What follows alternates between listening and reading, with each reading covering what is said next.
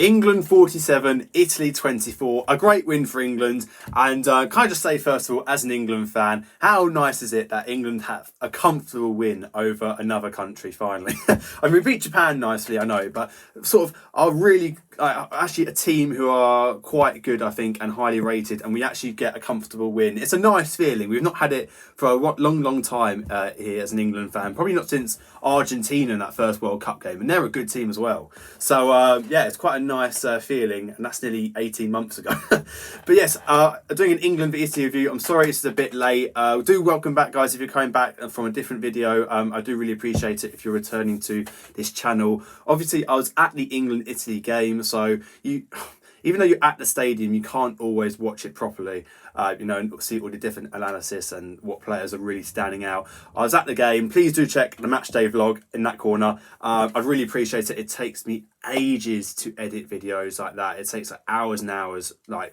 we're talking about 6 hours sometimes.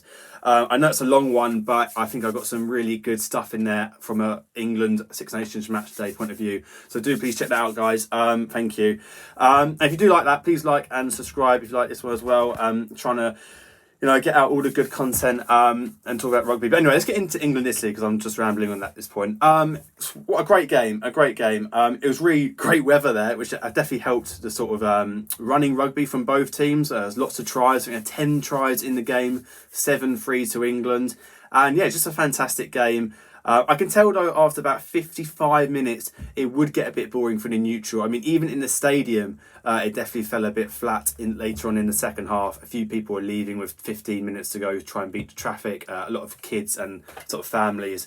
But it was still a great day out and a great game. Let's get into the first half because that was finished 21-17, I think I'm right, at half time. So first off, a great try from, I think it's Tom Willis who starts us off. I see a sort of break from Elliot Daly, and then they go down the right.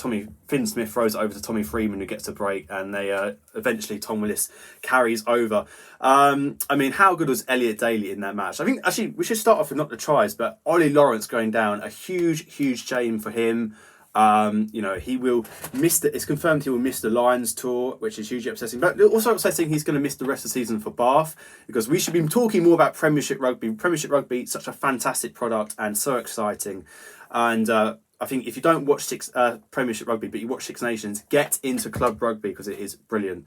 But Bath are top of the table, and they've not won a league in nearly 30 years, and a huge blow that they're going to lose Ollie Lawrence for the rest of the season. He's been one of the standout players for them this year. So that's disappointing for him, disappointing for Bath. But yes, he was also going to miss the Lions, which is a huge shame. I'm going out to the Lions. So again, another reason to please subscribe. I'll be pumping out loads of content there while I'm in Australia. I'm there for the 3 later tests against the Wallabies. But yeah, huge shame for Ollie Lawrence. But Elliot Daly coming into that centre position did really well. Him and Dingwall, and partnership never tried before.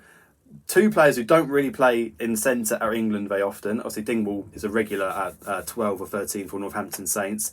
But yeah, they played really well against the likes of Brexton and Menoncello, who also were fantastic, by the way. What a pairing those two are. They are absolutely world class. They could play for South Africa. They might not replace D'Alende and Creel, but I think they start with Esther Hazen and whoever else plays. I don't know, Moody or someone, I don't know. But they are so good. But I think the difference between England and Italy, especially in the second half, was the 10. Paolo Garbisi, I'm a big fan of Paolo Garbisi, but he had a shocker. He had an absolute shocking game. Finn Smith, however, once again, really controlled, measured for a young fly half, and he's 22, I think, and he just sort of oozed class throughout the game. His passing game, his little kicks, the clearance kicks, I think there was twice, because he was England defending the trial. Our defensive try line was my end the first half, and he did a couple of cracking kicks. I still got the behind angle like you do on the replays on the camera, and they're 2 of the best clearance kicks you'll ever see. How he got it from that angle. So yeah, Finn Smith had a great game. Paolo Garbisi not so much. So that's a shame for Garbisi. But yeah, I think Italy responded to that first England try really well. Obviously, the Montiwani kick in behind and Caporzo catching it and dotting down. Lovely try from Italy. And their second try was also really good. I think it was Capozzo, it was again, who did the line break. Jamie George is sort of can't quite get there. The inside defender, I can't remember who it was, it might be Curry or Willis, was got blocked off by an Italian defender, which isn't allowed. So yeah, it's a great try. Ross Vincent having absolute pace for days. He is so quick. Again, if you watch the club rugby in the Premiership, Ross Vincent plays for Exeter Chiefs, and you know how quick he is. He's fantastic. So yeah, good try for Italy, but obviously that was after the second England try, which I can't remember who. Tommy Freeman. Elliot Daly kicks him behind, and Tommy Freeman picks up. He had a good aim as well. So yeah, that's sort of the really crux of it. Second half, England start to put on a lot more points. I think Slightholme gets another one in the second half. I don't know. Marcus Smith got one, which was great to see him celebrate in front of us. He obviously came on for Ollie Lawrence. We saw an interesting substitution. Well, Ben Earl came off for a blood replacement, which was odd because he looked like he had a leg problem, not a blood in his shirt. But anyway, he came back on, and then he eventually played 12 for about 6 minutes, which was very fun to watch. And he actually scored a try in the end, so maybe Ben Earl should be a back. But Ollie Cheston got man of the match, which is infuriating since I thought Tom Curry was the best player after I watched the game on the TV. I thought he was fantastic. His ball carrying, his defence, he has to be a line starter for me. I've always said it. Tom Curry is one of the best flankers in the world. Probably up after Peter Steph-Toy, he's the best in the world when fit. He's not been in form for a while, but oh my God, this Six Nations, he has absolutely risen his game back to his peak level, sort of 2019, 2020, whatever, and he is really reminding people of the quality of a player he is. But yeah, Tom Curry is fantastic. I thought he should have got man of the match, and if he had got man of the match, I would have been third in the world on Fantasy Six Nations. Third in the world! But Ben Kay, the Leicester lock, gave it to Ollie Chesham, the Leicester lock. But there we go. I came 7th in the world on round 4 of Six Nations Fantasy, which is fantastic. I could have come third, but never mind. But yeah, going back onto the game itself, I think, what else is there for Italy? Talk about Italy. It's a really odd one because I feel like it's just it sounds very dull and boring bit of like analysis, but I feel like they just didn't have it in them in the day, didn't want it so much. The forwards weren't.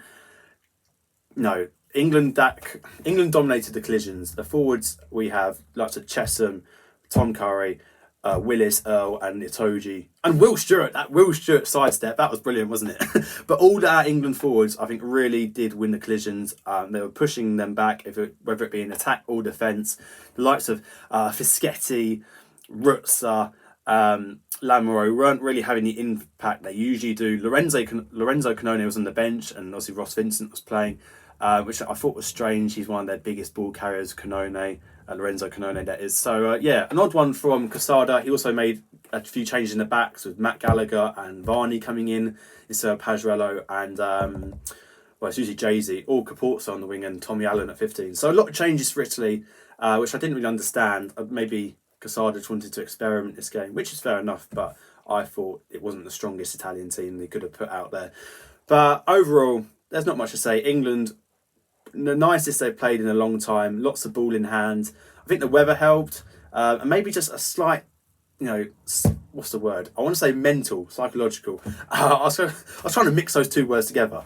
A slight psychological shift in that they expect to beat Italy. They don't expect to beat Scotland and France and Ireland.